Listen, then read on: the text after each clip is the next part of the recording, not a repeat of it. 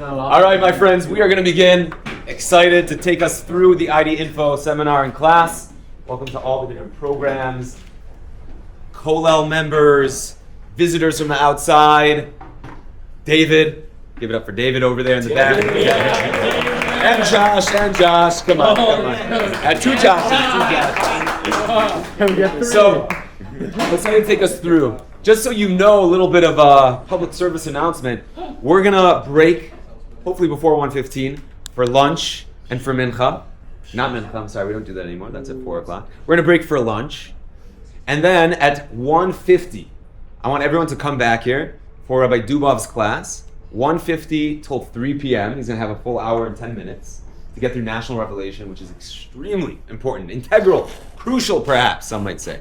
And then at 3 o'clock, Rabbi Dov Beer is going to be giving the lecture on control and the conclusion of discovery. And then finally after that, Rabbi Dov Beer will stick around for a Q&A session from 3:30 till about 4:15. If we miss mincha, God willing, we'll have a minyan. It's looking pretty good over here. So that's the game plan, okay? But that means that you're not going to make your 3:30 chavrusas. Don't shoot me. I know, I apologize. But we felt it was so important to give over the discovery information, okay? We're good? Everyone knows the schedule now. Beautiful. So let's jump into what ID Info is all about. ID Info, as the name implies, is all about identifying who the author is. If I give you an excerpt, a little vignette of text, and you can take that text and analyze it, if you knew the author well enough, the chances are you'd be able to identify who the author is. Let's take Sam's favorite author, which is?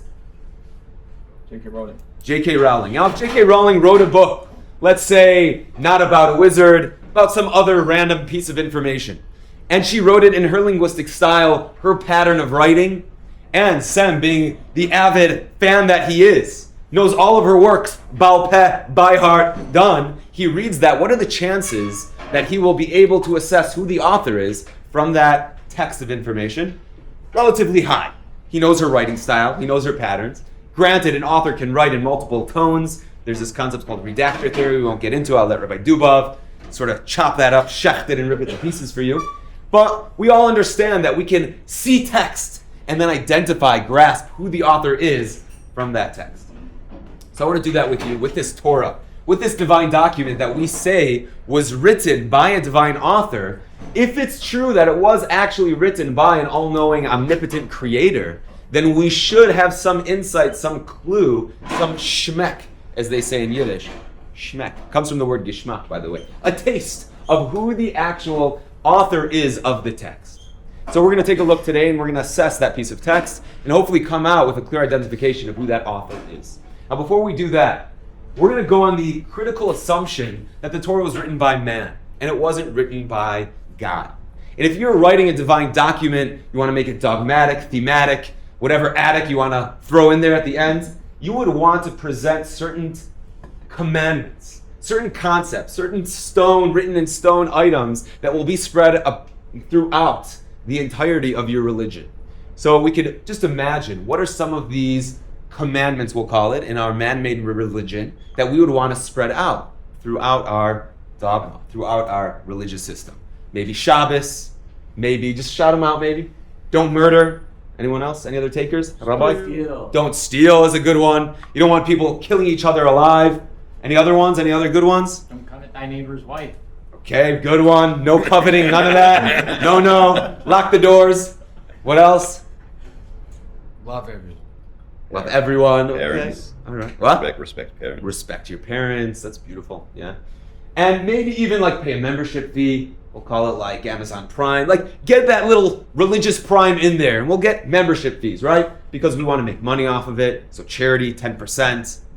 Makes sense? Sounds familiar? Half a shekel. Talking about silver shekels, by the way. None of these shekels, modern day shekels. So there's all these concepts that we might want to put into our religion that would either help amplify our governance, our power, our jurisdiction, or it would help spread a message of love and kindness and spirituality. What about kashrut? Would kashrus make it into this religion? What are the benefits of kashrus, of keeping kosher, of the dietary laws? Yes?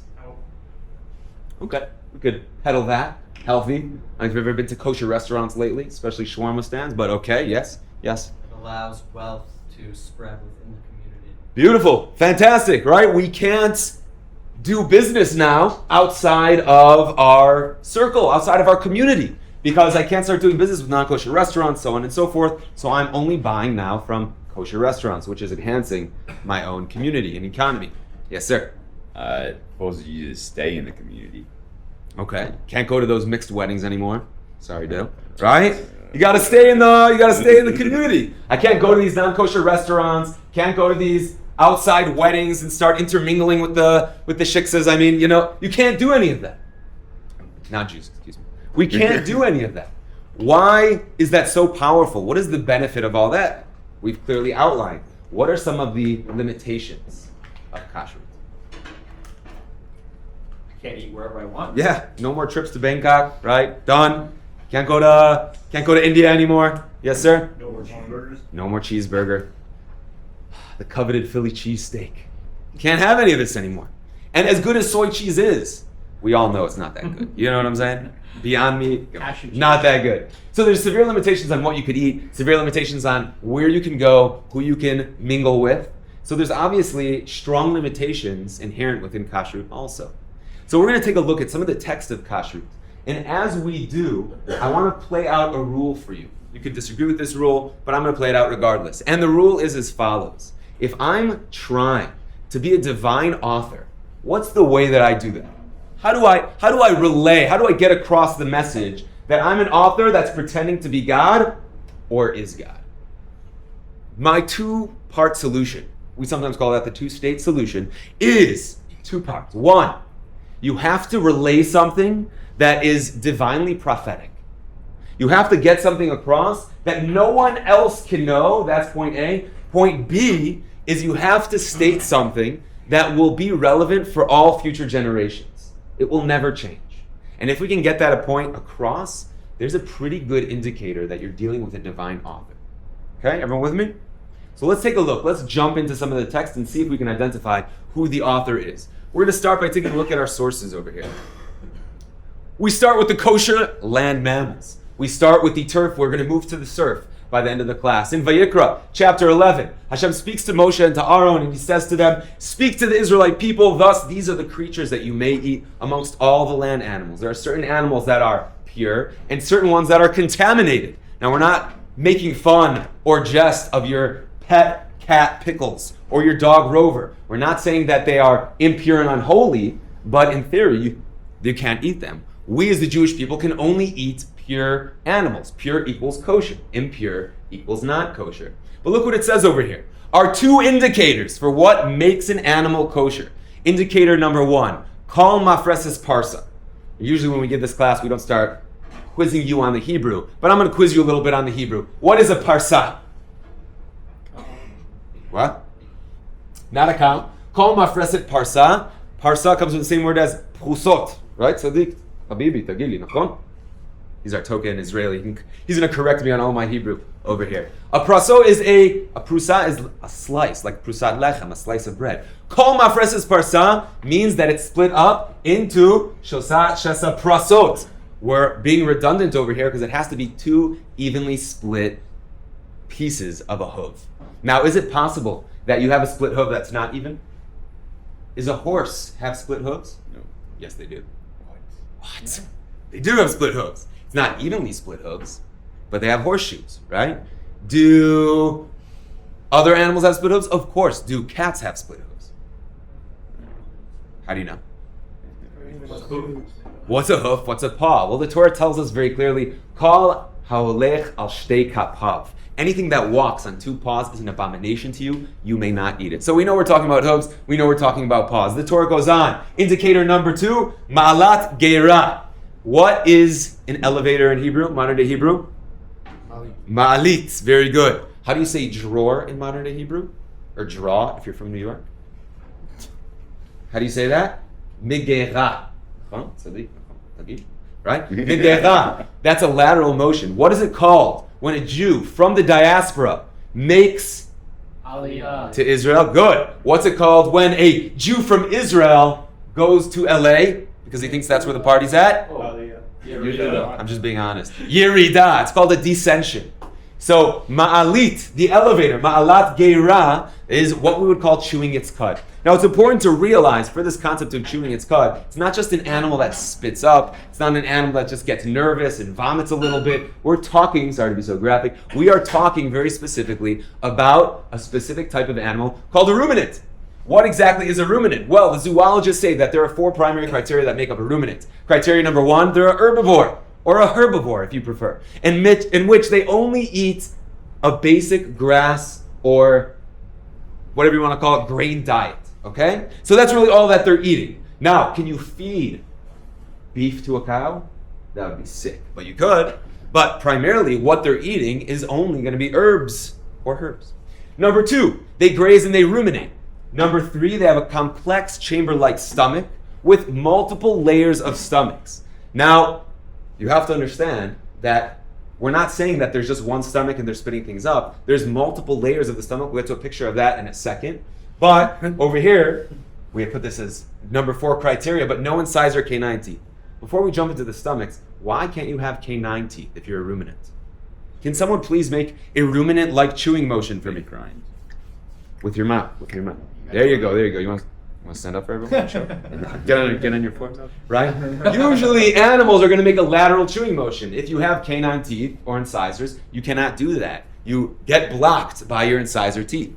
Okay? So an animal is going to consistently chew like that all day. Here's our good friend Bessie, and here's Bessie cut in half. If you take a look at Bessie, inside of his digestive tract, you have, of course, the rumen, the reticulum, the omasum, and the abomasum. Okay? Now, I don't know what each one of these does, but I will say I'm going to step out of the discovery role for just a moment. As we say, Ma Rabu Ma'asecha Hashem. I don't know if you've ever tried eating just a pure salad diet.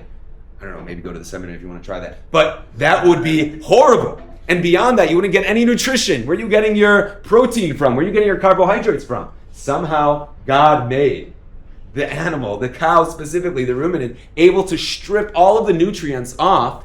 The only way that they're able to do that is by sending it back to the stomach, back to the stomach, back to the stomach. Each stomach has different types of amino acids and digestive enzymes that allow it to process the food. Okay? So, we have 4 stomachs, and then you could follow the lines where it comes out afterwards, and effectively, we understand what a ruminant is.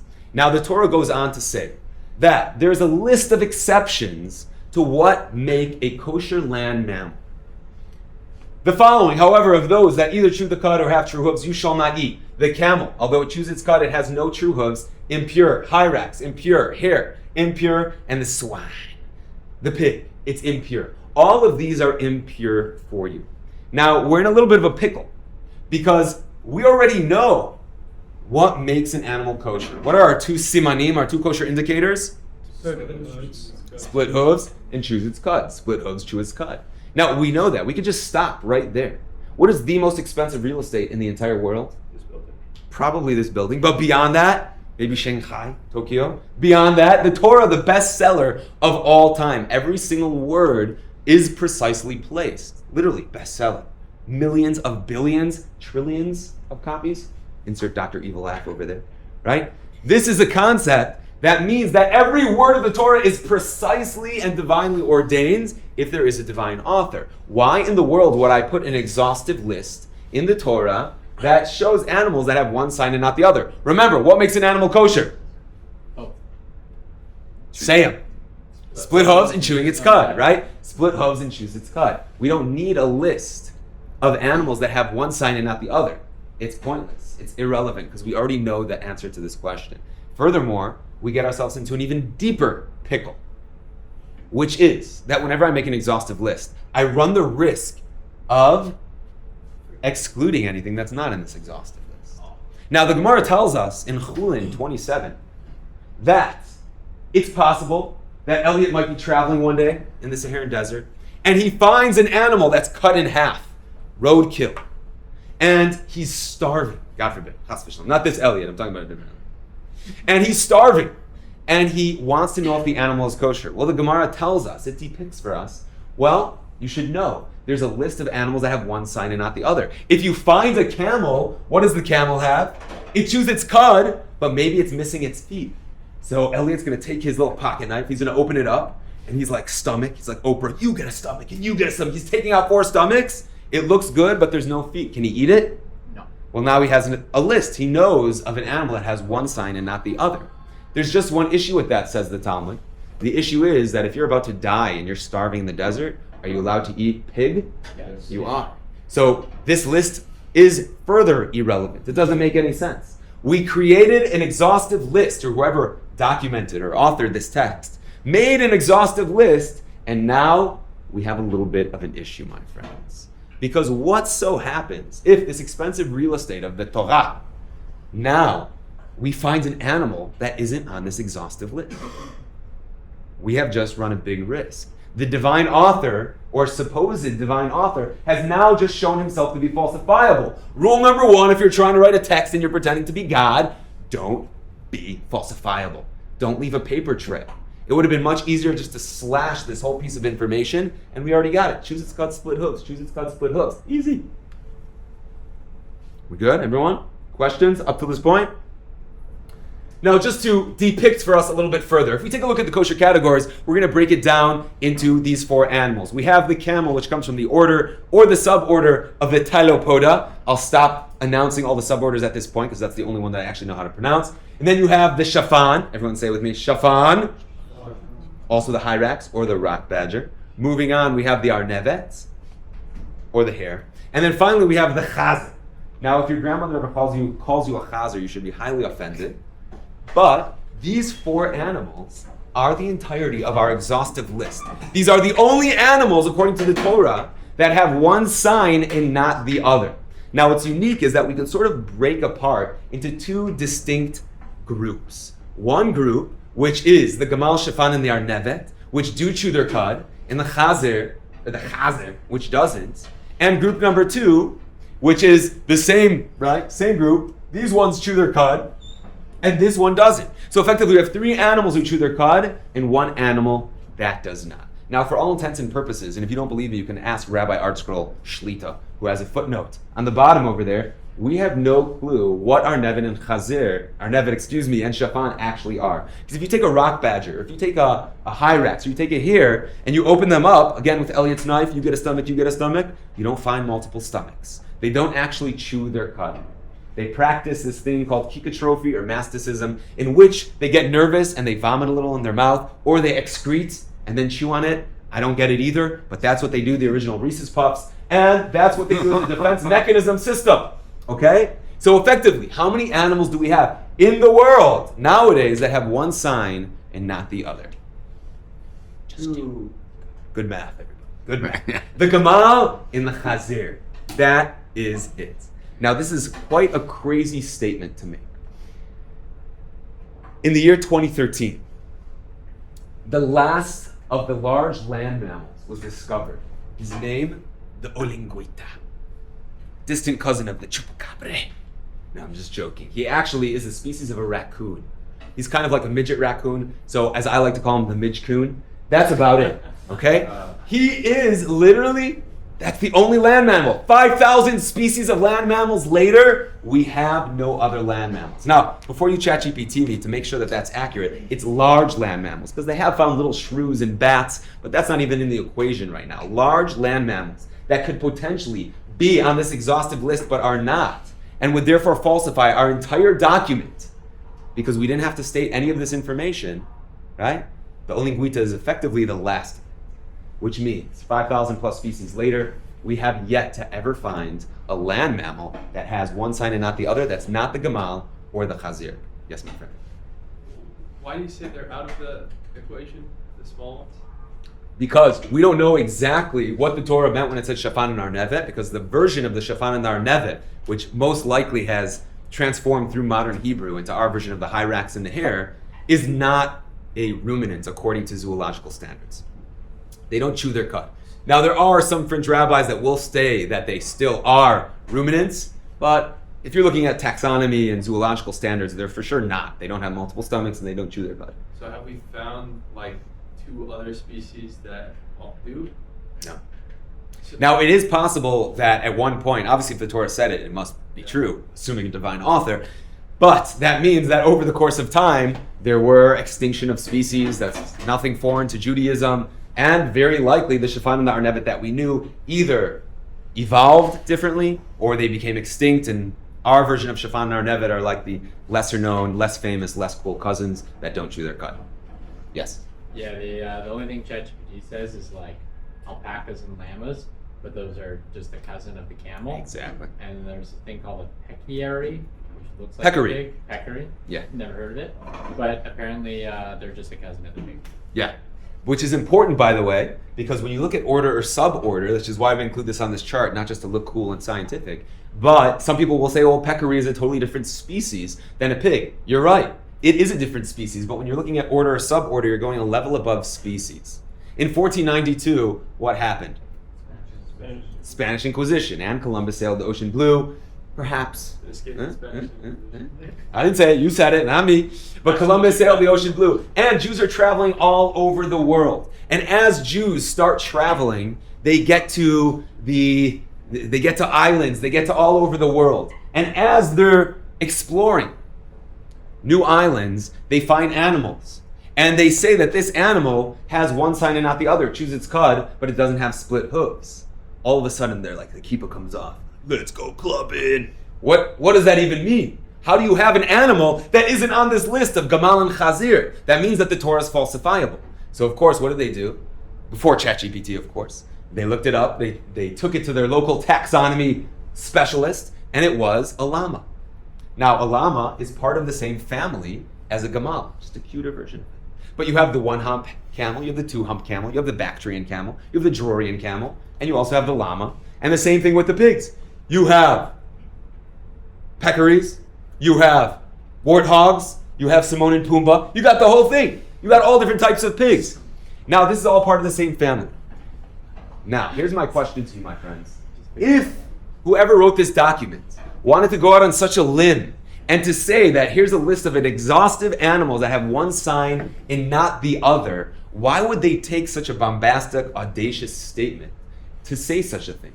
Especially if this document was written over 3,337 years ago. Were they safari experts? If Moshe and Aaron wrote it? Had they ever been to the Polynesian islands? Had they ever been to the Himalayan mountaintops? How could they possibly know? Wherever they were, Mesopotamia, Egypt, Israel, Canaan, whatever you want to say, they had not seen 80% of the world, 90% of the world at that time. That would be such a ridiculous statement to make for an exhaustive list of animals.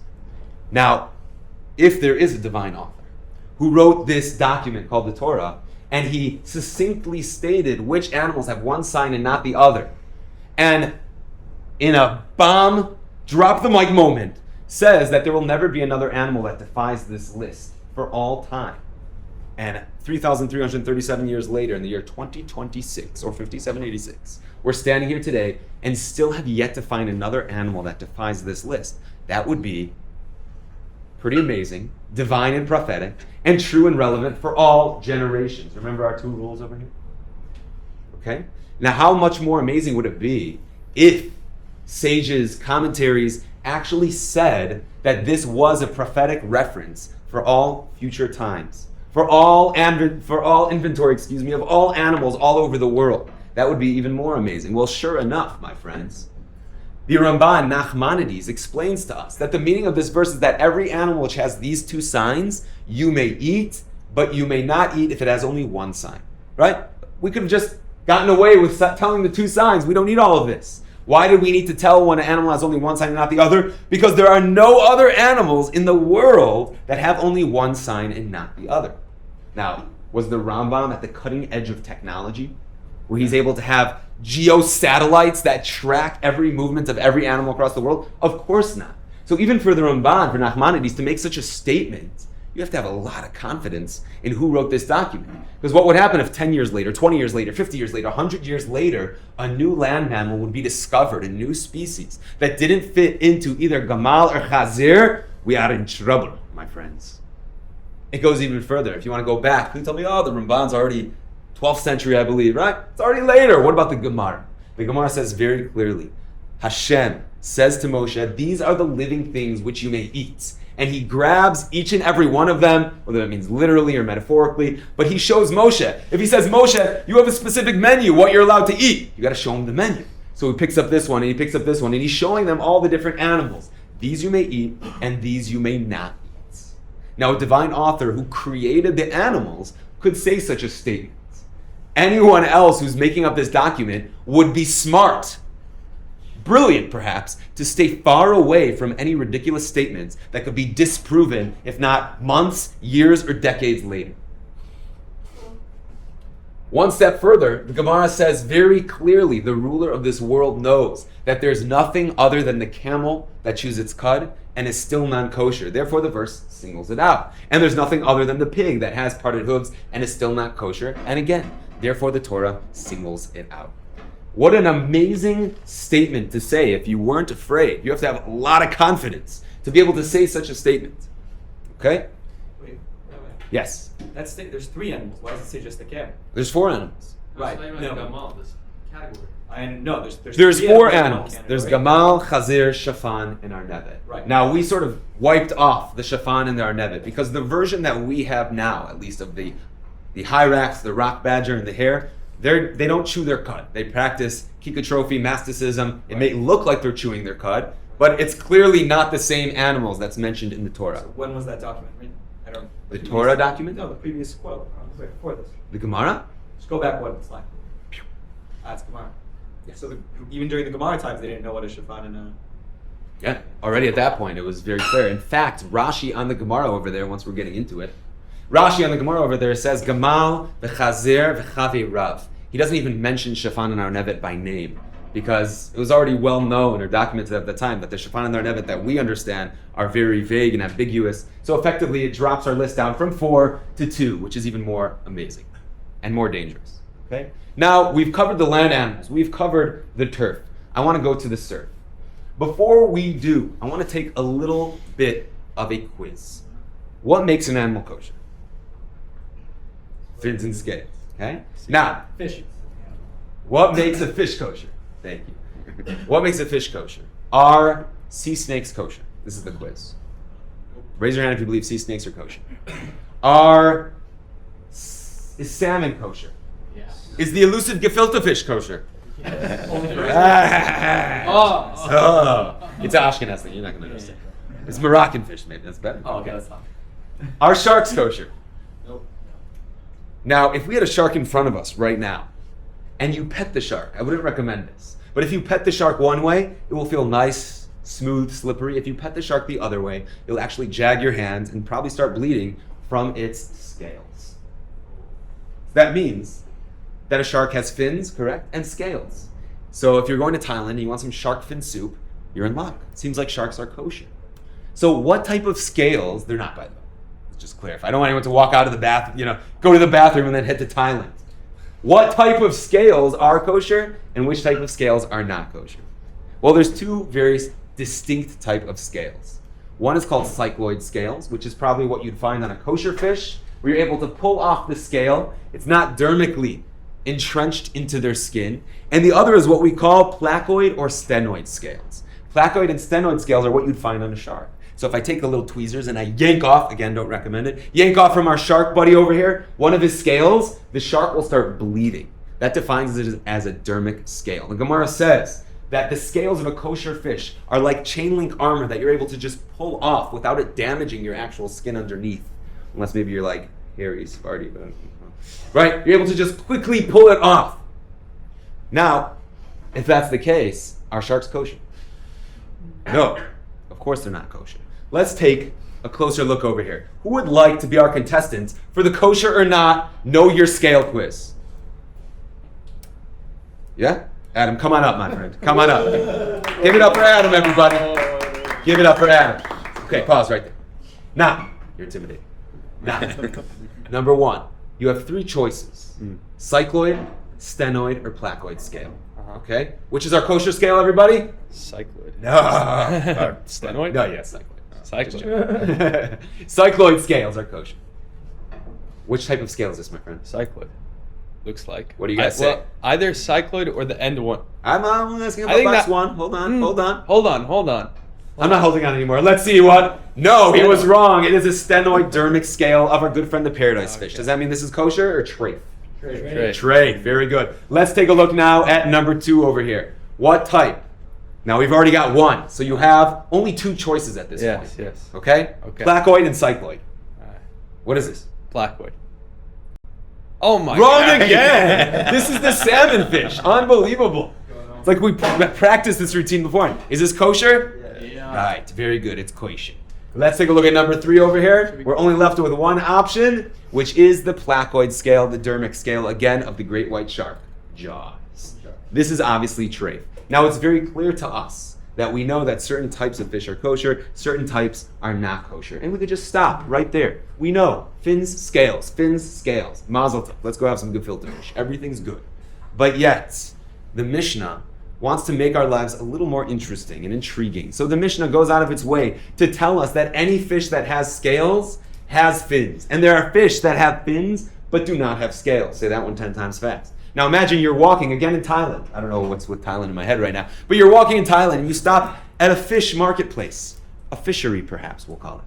And you want to buy a nice cut of meat. Looks a little something like this. As long as it has scales, can I buy it? According to our Mishnah, any fish that has scales, we know it has fins. So even if I don't see the actual fins with my own eyes, the fish is kosher. Now, consult your LOR, your local Orthodox rabbi. I'm not telling you to go on trips to Thailand and buy fish, Josh, okay? All right, so please, everyone, consult.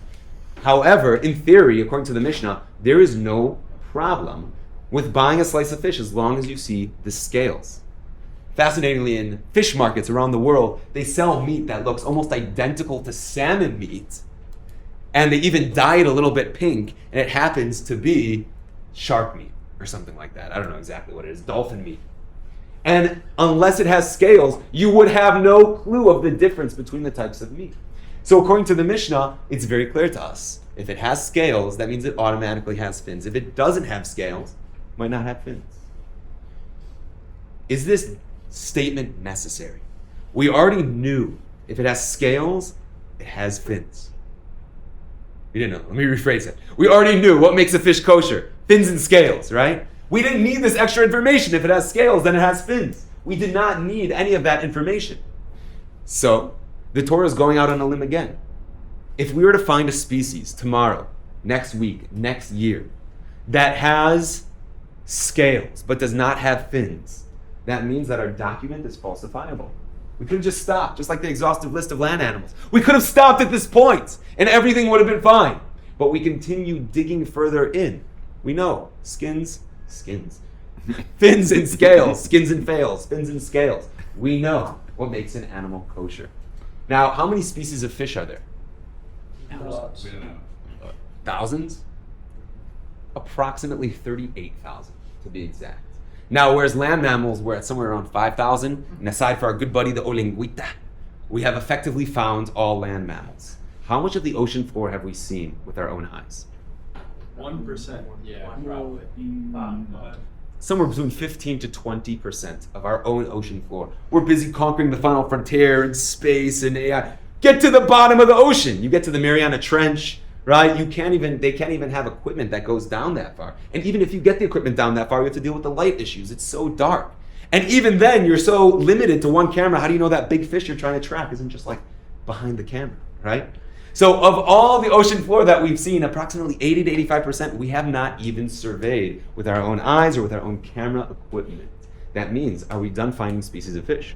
No. Most certainly we are not. Every year they find hundreds and hundreds of species of fish.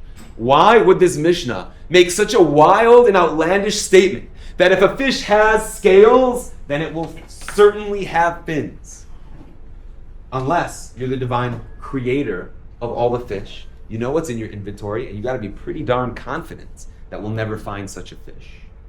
Now, we decided that we wanted to take this one step further, and we actually went to the database, the aggregate database of all marine biology. I didn't do this myself. You could talk to Dover, Rabbi Dubov. They did it. In fact, this website is so boring that if you go on it for more than 5 minutes, you're likely to start nodding off, okay?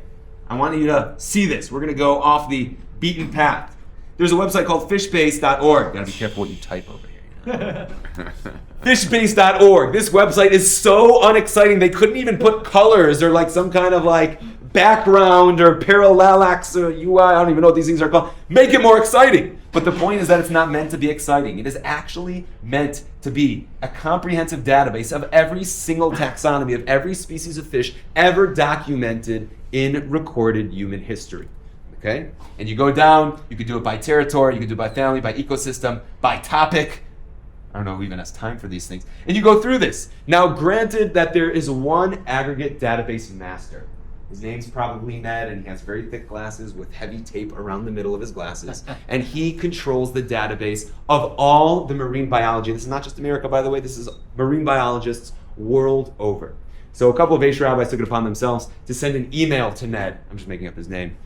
I'm protecting his identity, of course. They sent an email to Ned, and they said, Mr. Database Aggregate Master, have you ever seen a species of fish in the over 38,000 plus and counting species of fish that has scales and does not have fins? And the answer, the response was a resounding, that was dramatic, was a resounding no. He has never, in the entire database of recorded human history, ever documented a fish that has scales but does not have fins.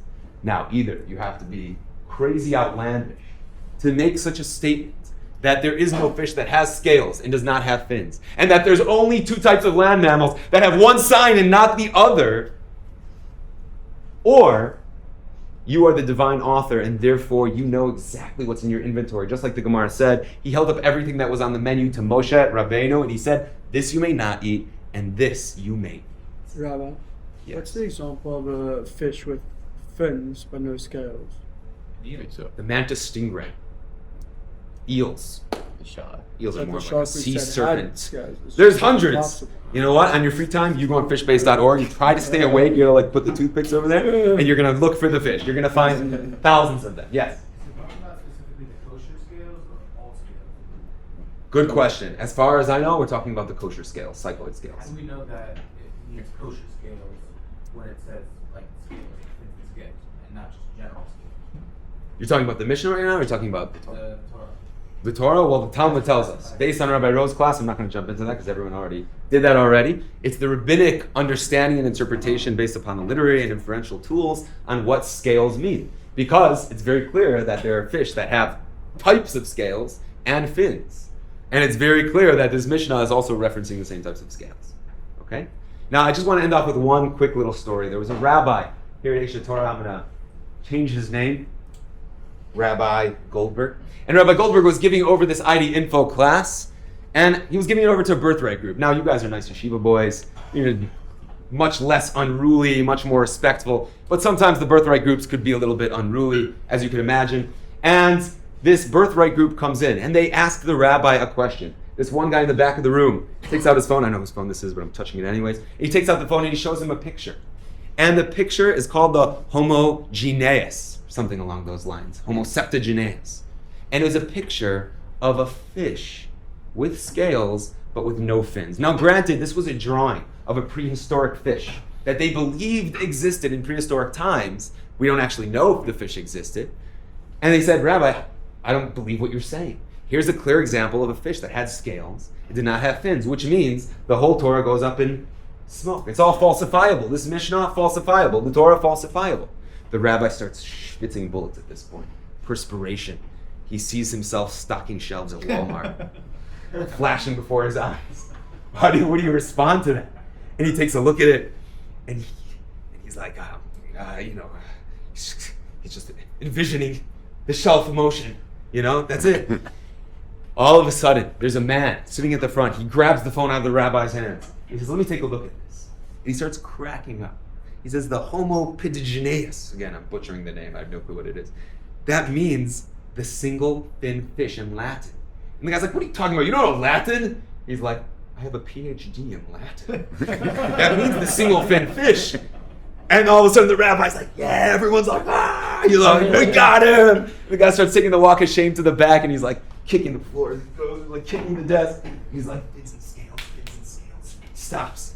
Fins and scales. This is one fin, and you said fins and scales.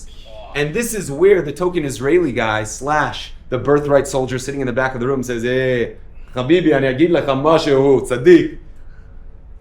The Torah tells us, Zelo fins and scales. This is snapir v'kaskeset. What is snapir?